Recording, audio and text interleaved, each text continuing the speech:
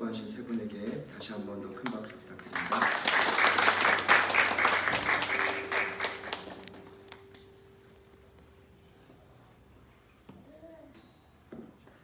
지난 2017년 마지막 주일인 12월 31일부터 기독교 핵심인 복음을 깊이 담고 있는 요한복음 말씀을 나누기 시작했습니다.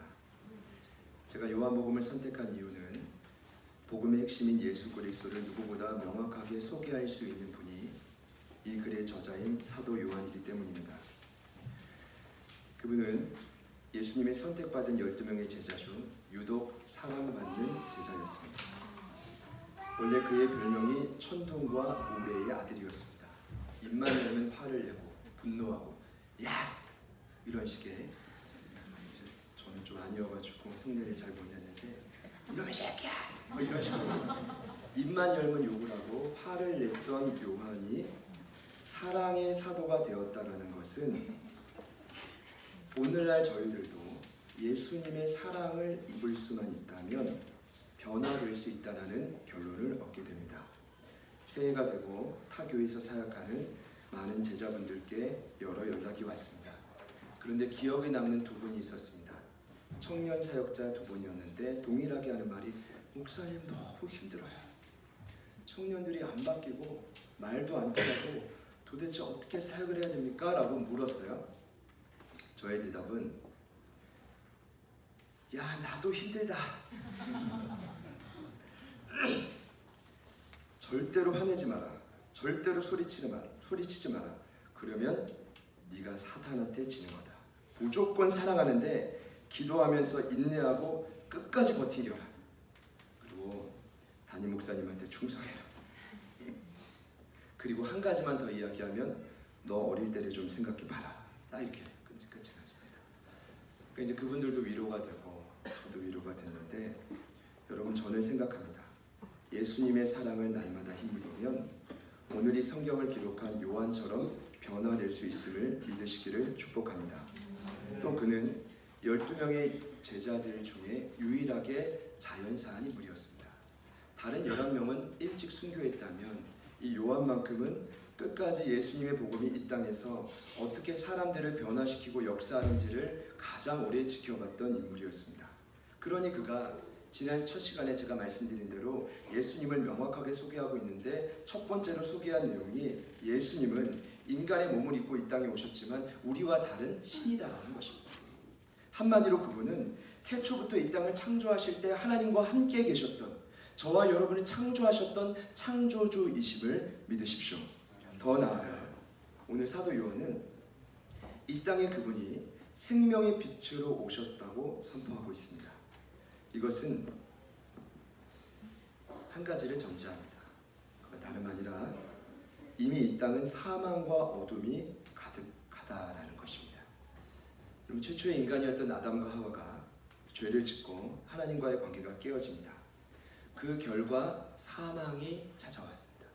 원래 인간 안에 있던 성령인 거룩한 영이 떠나가면서 영적으로 죽게 됐고 그때부터 인간은 유한한 육체를 입고 육체의 죽음을 맞이해가는 육체의 사망을 입게 됐습니다. 근데 그 사망만 끝이 아닙니다.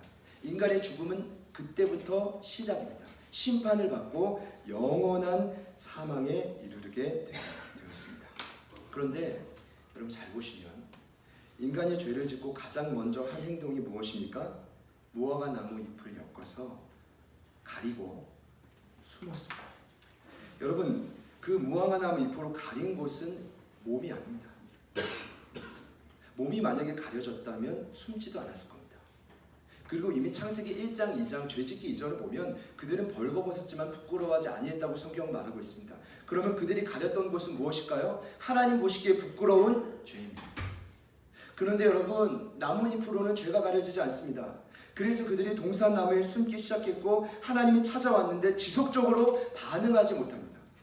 여러분 이것이 잠수입니다. 잠수의 역사가 여기서부터. 왜 숨고 싶을까요? 왜 교회에 나오고 싶지 않을까요? 그게 익숙하기 때문입니다. 여러 요인이 있겠지만 바로 내 안에 있는 그 죄 때문에 사망과 어둠의 영역 때문에 자꾸만 숨기 시작하는 것입니다. 그래서 죄로 인한 명백한 결과가 사망과 어둠이라면 이것을 깨뜨리기 위해 예수님이 생명과 빛으로 오셨다라는 것이 지난주 제 말씀의 핵심이었습니다. 근데 여러분, 이 둘이 붙어요. 죄송합니다. 붙는다고 했어요. 이 둘이 싸워요. 사망과 어둠과 생명과 빛이 싸우면 누가 이기죠?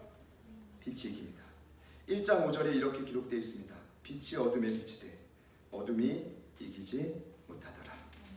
원문 성경을 보면 이렇게 기록되어 있습니다. 그 생명의 빛이 어둠을 뚫고 타올랐으니 어둠은 그 빛을 끌 수 없었다.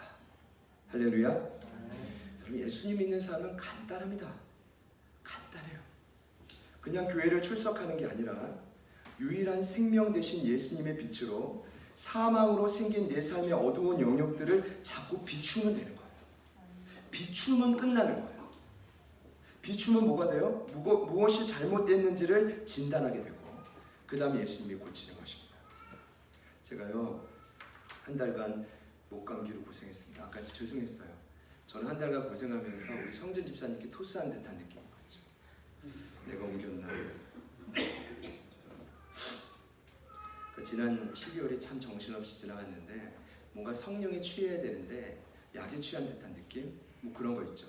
저는 좀 성실해가지고 주시는 3일치 약을 어른들이 그냥 남은 안 먹어도 된다고 해서 저는 끝까지 먹습니다. 끝까지 성실히 먹는데 안 나는 거예요.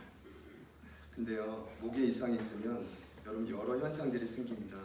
몸살 기운이 나고 오한이 들고 두통이 생기고 입병이 생기고 그래서 밥맛이 떨어져요. 이때가 위기입니다. 밥맛이 떨어지면 내가 왜 사나? 먹을 거 마음대로 못 먹죠? 그때 심각한 위기감을 저는 느껴요. 저만 느낀다고 합시다. 저는 느껴요. 너무 힘들어요. 근데 마찬가지인 거예요. 죄로 인해 죽은 사망의 영역 가운데 살아가는 사람들의 특징을 보면 불안해요. 두려워요. 늘 마음에 미움과 질투가 있어요. 욕심만 많아요. 원망해요. 낙심과 좌절이 있어요. 여러분, 이 모든 것이 뭡니까? 하나님과의 관계가 깨어지고 사망 가운데 있는 어둠의 영역들과 정서들 아닙니까? 그러니까 여러분이 여러분의 삶에 드러나는 이 모든 문제의 해결을 여러분 스스로 해결이 안 되는 거예요.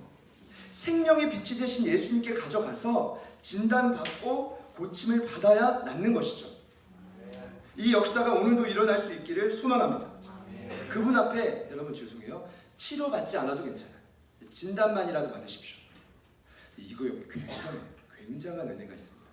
그럼 기도해 주셔가지고 저희 어머님 그 암이 타기관의 전이가 되지 않아서 제가 너무 감사했는데 그때 결국 그 검사 이 결과가 나온 그 결정적인 순간이 PET-CT라고 제가 이 단어를 아주 귀에 못이 박히도록 들었던 게 우리 안수 집사님 편찬하실 때 진짜 하나님께 간절히 기도했거든요. 하나님 암 정밀 진단 검사 결과 후 전이가 되지 않도록 간절히 도와주십시오. 우리 이제 원경조 원사님 그 검사를 받으셨고 그러니까 저희 어머님 검사를 받으시고 난 다음에 전이가 안 됐다는 소식을 듣고 그러니까 그 부분만 수술하시면 된다는 소식을 듣고 얼마나 기뻤는지. 근데 제가 이번에 한 달간 목이 안 좋으니까 주변에서 이렇게 전화가 와요. 성대 검사를 받아보래. 거의 내가 봤을 때는 90% 이상 성대 결절일 거예요. 그러면 보통 결절 수술을 받으면 한 달간 말을 못 하는데 그때 너 어떻게 할 건지 고민. 뭐 이런 얘기를. 근데 저는 무시하고 지나갔는데 사람이고 연약한지라 샤워를 하고 거울을 보면서 제가 뭘 하고 있는 거예요. 이게 뭐냐면 수화 연습을. 그러니까 어디까지 생각했냐면 수술을 했어요. 난 말을 못하고 말을 못하면 목회자로서 생명이 끝나고 교회에서 날 쫓겨낼까?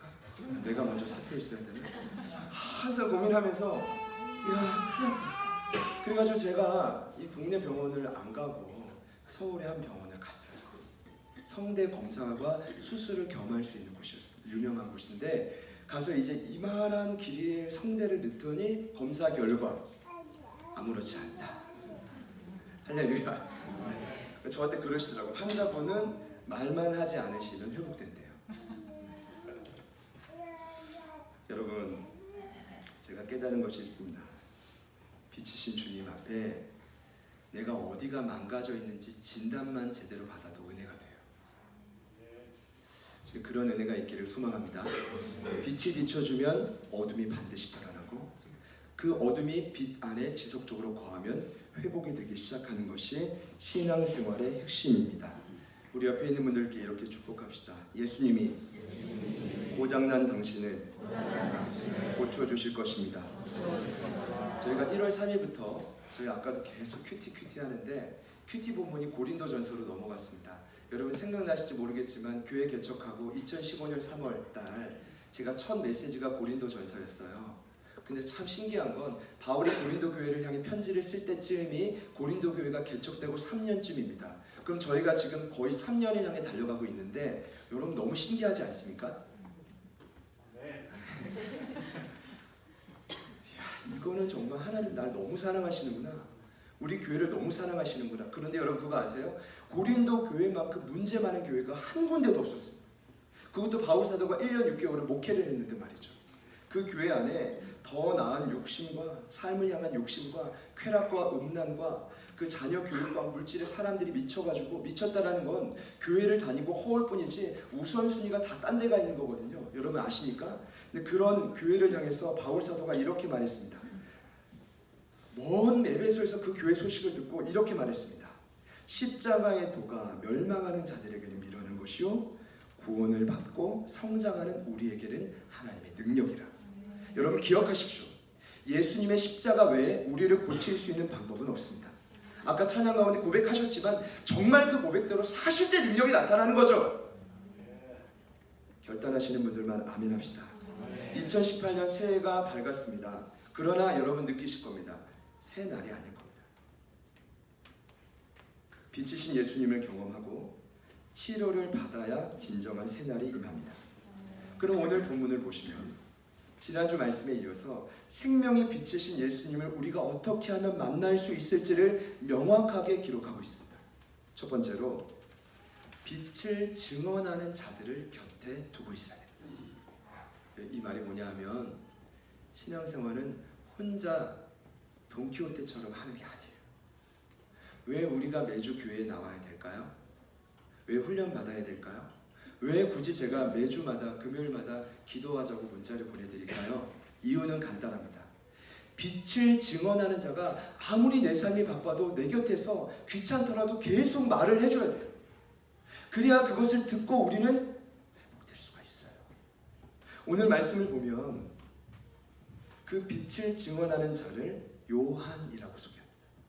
근데 오늘 성경을 기록하고 있는 예수님의 제자 요한이 아니라 세례 요한을 의미합니다.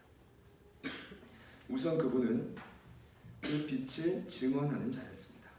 그럼 증언이라는 의미는 기독교에서 굉장히 중요한 용어입니다. 먼저 사전적 의미는 어떤 사실을 증명하는 말을 뜻하는데 이것을 기독교에 가져온 그리스 철학의 단어는 이런 의미가 있습니다.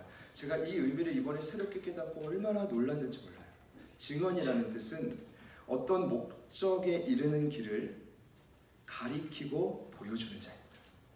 그럼 쉽게 말하면 세례 요한은 한마디로 어떤 사람이냐면 생명의 빛인 예수님께 저와 여러분을 이르는 길을 가리켜 보여주는 자입니다.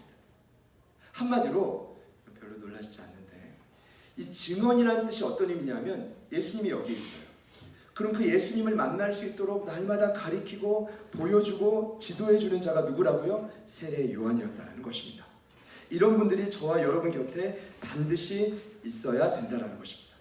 날마다 이 빛으로 조명받을 수 있는 장소로 가야 된다는 것입니다. 여러분 그러면 그곳이 바로 어디입니까? 이 위험천만한 세상 속에 그곳이 바로 어디입니까?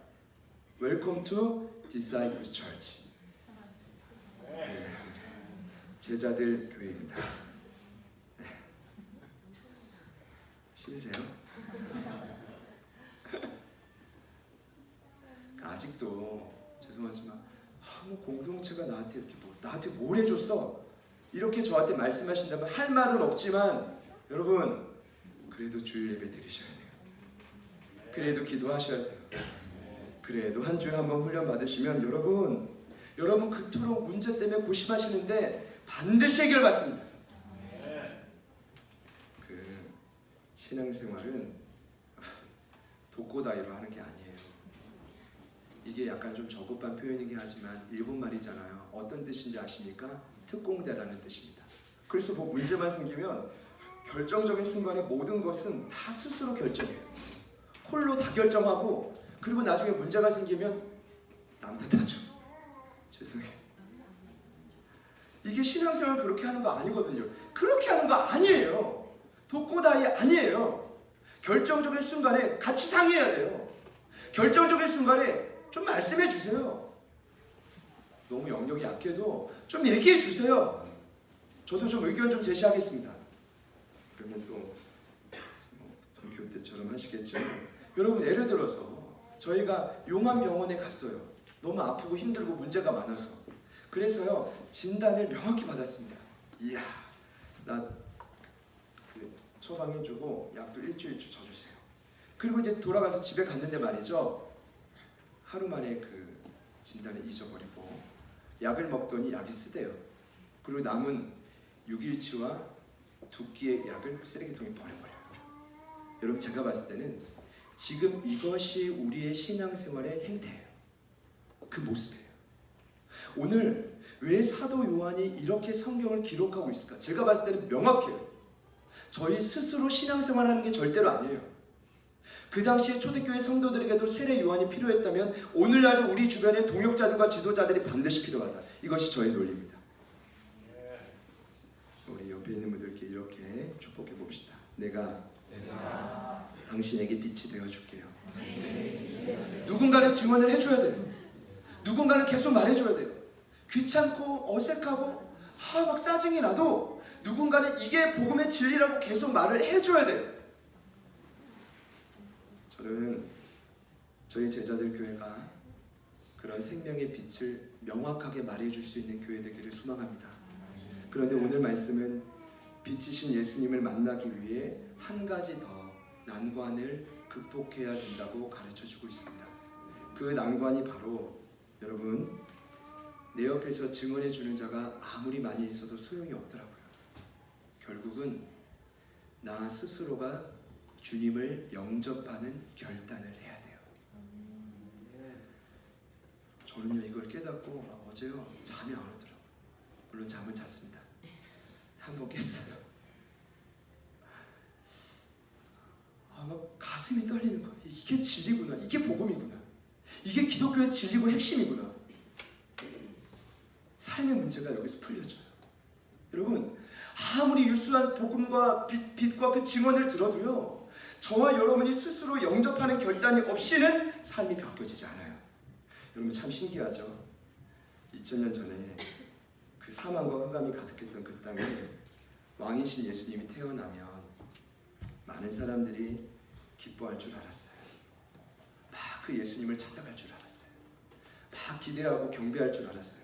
그런데 웬걸, 저희가 대강절 때 내내 말씀드렸죠. 예수님이 이 땅에 오셨다는 소식을 딱 들었는데 그들의 삶이 소동하기 시작해요. 이것은 뭐였죠? 삶이 뒤틀리고 충격받고. 이유는 하나입니다. 아직 예수님을 마음속 주인으로 모시고 싶지 않은 거예요. 이게 솔직한 마음인 거예요. 여러분, 그거 아세요? 저희가 찬양하고 기도는 예수님 사랑하고 오시오라고 말하지만 사실 삶의 영역에서는 예수님을 별로 좋아하지 않아요. 이게 정상입니다. 여러분, 더더구나 그 당시에 제사장과 서기관들, 전문 종교인들이라고 했던 그들은 가장 먼저 메시아 예수를 찾아가고 섬길 것 같았지만 거들떠보지도 않습니다. 전혀 요동하지 않습니다. 그런데 여러분, 마찬가지로 오늘 말씀에 동일하게 그 원리가 나와요. 9절 10절을 보면 참빛 예수님이 곧 세상에 와서 각 사람에게 비추는 빛이 있었는데 그가 세상에 계셨고 세상은 그로 말미암아 지은 바 되었으되 세상이 그를 알지 못하였다라고 기록합니다. 여러분, 이 말은, 이 뜻은 세상이 예수님을 전혀 알아보지 못했다라는 뜻입니다. 그런데 더 명확하게 11절에 이렇게 기록하고 있습니다. 자기 땅에 예수님이 오셨는데 자기 백성이, 따라해 봅시다, 영접하지 아니했다. 여러분, 이 뜻은 예수님이 당신의 고향에 백성에게 직접 찾아가셨는데 그들은 막상 예수님을 원치 않았다라는 것입니다. 여러분, 제가요, 지난주에 이어서 이번 주에 명확한 영적인 원리를 깨달았습니다. 빛이 어둠을 비치면 어쨌든 결국은 빛이 이겨요. 할렐루야. 그런데 빛이 어둠을 만나면 어둠은 빛을 좋아할까요? 싫어할까요? 네, 극도로 싫어합니다. 이게 바로 우리입니다. 그럼 빛이 비춰주면, 빛을 증언해주면 아멘하고 수용하면 끝나는 일인데 여러분 그게 안 돼요. 결국 이게 오늘 사도 요한이 말하고 있는 기독교의 핵심 진리입니다. 여러분 영접이라는 단어, 저도 부끄럽지만 이번 기회로 명확하게 다시 한번 조사해 봤더니 영접의 명확한 사전적 의미는 이런 의미입니다. 손님을 맞이하는데 극진히 대접하는 거예요. 어떻게 대접해요? 극진히. 이걸 기독교에 적용하면 기독교인들이 이렇게 적용했습니다. 영접이라는 의미는 극진한 손님을 내 마음의 주인으로 받아들이는 것입니다. 여러분 이것만 되면 하나님의 자녀답게 능력과 권세를 누리며 살아갈 수가 있습니다. 제가 보니까요, 여러분 다 구원 받으셨죠? 이거 어떻게 점검할 수 있냐 하면 교회는 못 떠나시겠죠? 아니, 여기는 마음에 안 들어도 어디든 평생 가야 된다는 생각은 있으시죠? 할렐루야. 구원받았다라는 증거입니다. 여러분 구원의 사건은 명확합니다. 제가 언제인지 정확히 모르지만 과거 어떤 순간에 여러분이 예수님을 인격적으로 구주와 주로 영접하면 그 순간 성령이 내 안에 들어오고 거듭나요. 믿으시죠? 그리고 놀라운 기독교의 진리는 그 성령 때문에 예수가 내 삶의 주인으로 오시죠. 근데 여러분 성경이 말하고 있는 또 다른 놀라운 진리는 한 번 예수님 영접하고 끝나는 게 전부가 아니에요. 오늘 이 사도 요한이 말하고 있는 영적인 진리는 그 초대교회 성도들을 향해 너희가 과거에 예수 영접해서 구원받았지만 지금 이 처한 모든 문제를 극복하기 위해서라면 다시금 그분을 극진한 손님으로 네 마음의 주인으로 모시라는 거예요. 진단이 뭡니까? 예수님이 네 마음의 주인 아니라는 거예요. 말은 하고 있지만 아니라는 거예요. 아니라는 거예요.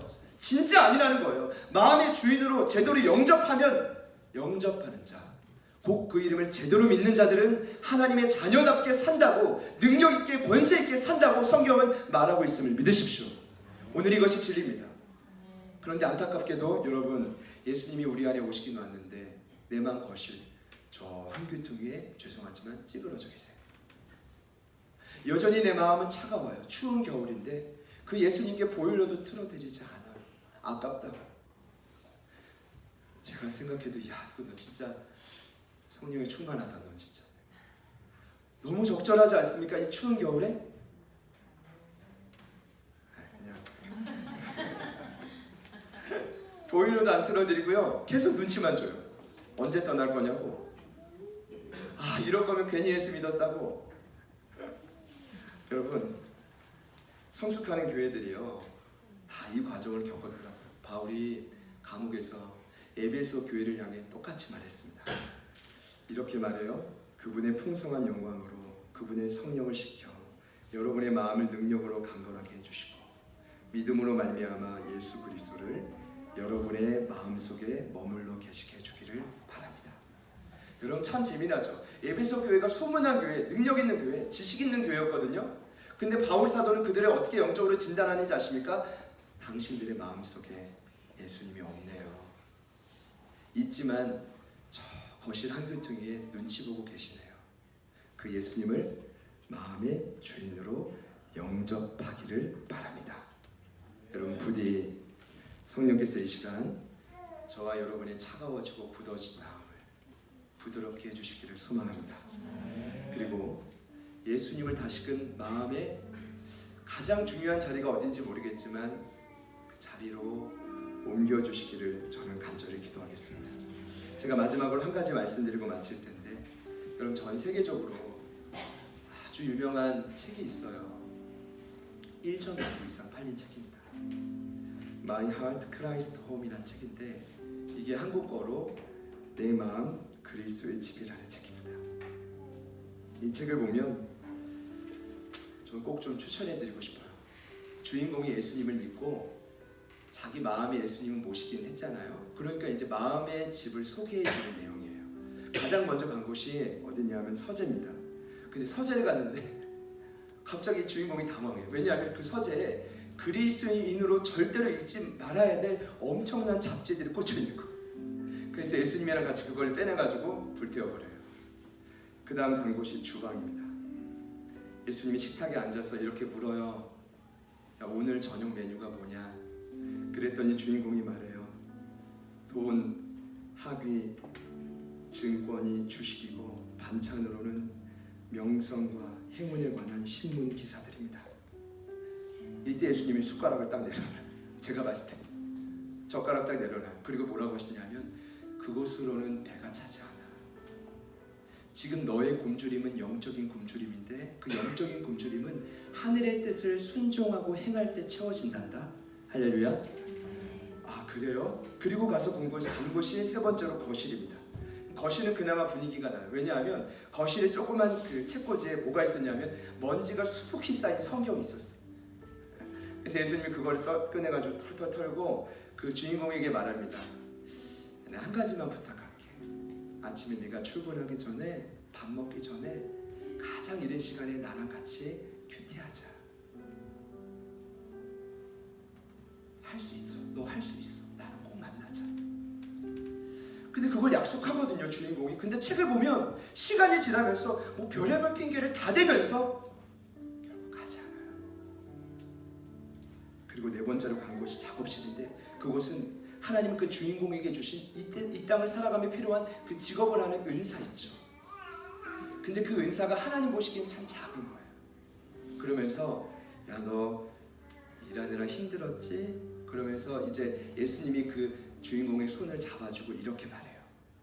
나를 떠나서는 네가 아무것도 할 수 없다.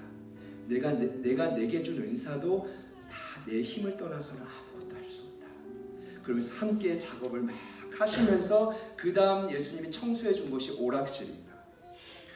마음에 오락실이 있는데 그 오락실에 갔더니 나름대로 세상에서 즐거워하는 모임의 방들이 여러 개가 있는데 이제 그 주인공이 그곳으로 막 가려고 하는데 예수님이 잠깐! 뭐라고 하시냐면 나랑 같이 가자. 예수님 내가 어디 가는지 알잖아요. 그러니까 그래도 나랑 같이 가자. 결국 주인공이요 예수님의 손길을 뿌리치고 혼자 가서 질퍽하게 놀고 오는데 문제는 뭐냐 하면 그가 스스로 느껴요. 참 비참하다. 참 인생이 슬프다. 왜냐하면 예수님이 기뻐하지 않는 오락실인 걸 알고 갔다 온 거거든. 그때만큼은 잠깐 행복했지만 쾌락은 잠시고 죄책감과 슬픔은 지속된다는 걸 깨달아요. 그 다음에 예수님이 그 주인공을 데리고 어디를 가냐면 침실을 가는데 그 침실에 갔더니 주인공의 여자친구 사진이 걸려있는 거예요. 주인공이 우상이죠. 근데 예수님이요 그 주인공을 자기 옆에 침실에 딱 앉히고 뭐라고 하냐면 성에 관하여 말합니다. 아직 결혼 안 했지? 결혼 전 성관계는 안 돼. 언약이라는 결혼이라는 관계 아래 성관계를 맺고 너의 그 아름다운 성을 나와 함께 잘 회복했으면 좋겠다. 그랬더니 이 침실에 같이 앉아가지고 얼마나 부드럽게 예수님이 말씀해 주시는지 그가 흐느끼면서 결국 마지막으로 간 곳이 벽장인데 벽장만큼 이 친구가 주인공이요 손을 다 펼치고 감동해요. 여기만큼은 예수님 청소하면 안 됩니다. 왜냐하면 그곳에는 그가 이제까지 살아왔던 옛 생활의 모든 찌꺼기가 담겨 있어요. 뿌리 깊은 상처들. 예수님이 여기만큼은 안 됩니다. 다 청소해도 이것만큼은 안 됩니다. 근데 예수님이 결국 그의 마음을 뚫고 벽장을 깨끗이 청소해 줍니다. 그리고 마지막 결론은 같이 한번 따라합시다. 명의 이전. 이게 이런 거예요. 아니 거실 청소하고 나면 주방이 더러워져 있고 서재 청소하고 나면 침실이 더러워져 있고 미치겠는 거예요. 1층 청소하면 2층이 지저분해져 있고 먼지가 쌓여있고 그러니까 이 사람도 이제 지치니까 예수님한테 그냥 명의 이전을 해버리는 거죠. 그래서 서둘러 막 주인공이 금고로 달려가가지고 재산부채 및 가옥의 부고와 매매가 그 깊이 명시되어 있는 집문서를 가지고 예수님한테 무릎 꿇고 다 바칩니다. 이제 이 집을 마음의 집을 당신께 맡깁니다. 할렐루야. 그때 평안과 그때 기쁨이 몰려오기 시작해요. 그런 간단한 책입니다. 근데 여러분 오늘 이 책에서 우리에게 분명히 말하고 있습니다. 우리 안에 예수님을 마음의 주인으로 영접하셔야 됩니다. 그냥 이제 명의 이전 하십시오. 그냥 평안함이 올 것입니다. 당장은 너무 간섭하는 것 같아서 싫을 수 있지만 반드시 회복이 될 것입니다. 저는요 간절히 올 새해 기도합니다. 하나님, 우리가 이미 예수 믿고 하나님의 자녀는 됐지만 오늘 말씀에 나온 것처럼 진짜 주님을 지속적으로 영접해서 하나님의 자녀답게 사는 제자들 교회 되기를 소망합니다. 하나님, 그런 교회 될 수 있도록 도와주십시오. 하루를 살아도 자녀답게 살 수 있는 교회 되기를 소망합니다. 우리 그 마음으로 제가 말씀 준비하면서 전 이번 주에 이 찬양이 많이 떠올랐거든요. 같이 찬양하면서 주님 앞에 나갑시다. 나의 기쁨, 나의 기쁨, 나의 소망 되시며 나의 생명이 되신 주, 밤낮 불러 찬송을 드려도 늘 하신 마음이세. 한 번 더 고백합시다. 나의 기쁨, 나의 소망 되시며 나의 생명이 되신 주, 밤낮 불러 찬송을 드려도 늘 하신 만큼. 2절입니다. 나의 기쁨, 나의 기쁨, 나의 소망 되시며 나의 생명이 되신 주, 나의 생명, 나의 참 소망은 오직 예수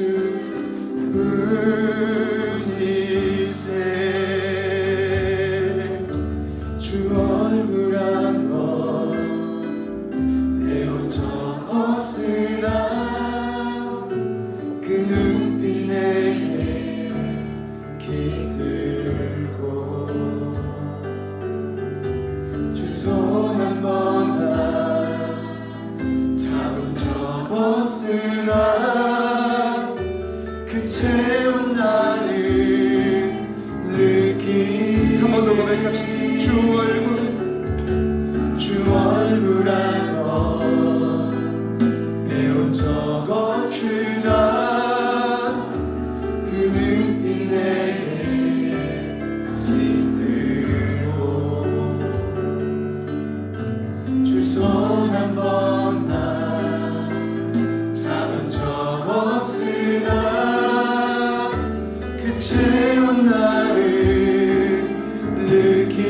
우리 목소리도 나의 기쁨, 나의 기쁨, 나의 소망 되시며 나의 생명이 되신 주, 밤낮 불러 찬송을 드려도 늘 하신 마음.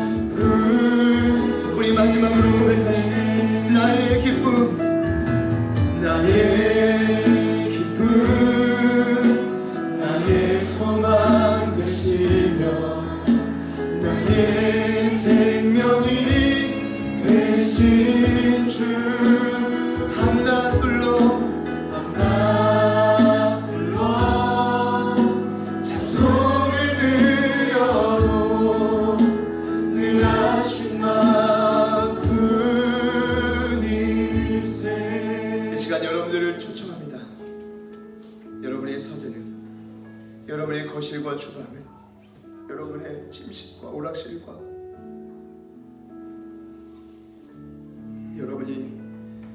고치고 풀어지 못한 병장을 예수님이 함께 하십니까? 오늘 사도 요한은 분명히 말하고 있습니다. 빛을 증언하는 자가 아무리 있어도 그 땅의 백성들은 예수님을 영접하지 아니하였더라. 여러분, 빛이신 예수님을 마음의 주인으로 영접만 한다면, 그분을 내 삶에 지속적으로 극진히 모실 수만 있다면 우리는 회복될 수가 있습니다. 우리는 회복될 수가 있습니다. 우리는 고침받고 참 자유와 소망을 이 더럽고 숨막히는 세상 속에서도 날마다 누리며 승리할 수가 있습니다. 이 시간 여러분을 초청합니다. 그 예수님을 내 마음의 주인으로 온전히 영접하기를 원하시는 분들만 두 손을 가슴에 모으시겠습니다. 이 시간 저를 따라서 두 손을 모으신 분들도 아니신 분들도 우리 마음을 담아 고백하겠습니다.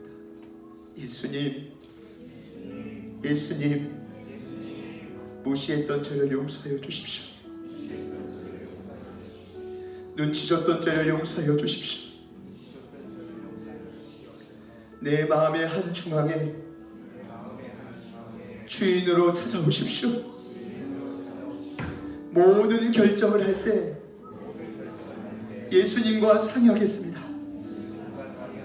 모든 결정을 할 때 주님의 뜻을 따르겠습니다. 제가 기도하겠습니다. 예수님을 내 마음에 극진히 모시는 것이 저희가 참 어색한 줄 압니다. 그러나 이제는 다른 방법이 없기에 예수님을 내 마음에 영접합니다. 생명의 빛이 되신 예수님을 내 삶에 영접하오니 나를 진단하시고 나를 고쳐 주옵소서. 자기 땅에 예수의 빛이 비춰줘도 수많은 백성들이 영접하지 아니했지만 오늘 이 제자들 교회 이곳에 있는 또 결단하기 위해 두 손을 가슴에 모은 지체들의 심령 가운데 성령의 강력한 임재를 통해 예수님 다시금 그 삶의 그 마음의 주인으로 조정하여 주옵소서. 주님을 찬양합니다. 예수님의 이름으로 간절히 기도드립니다.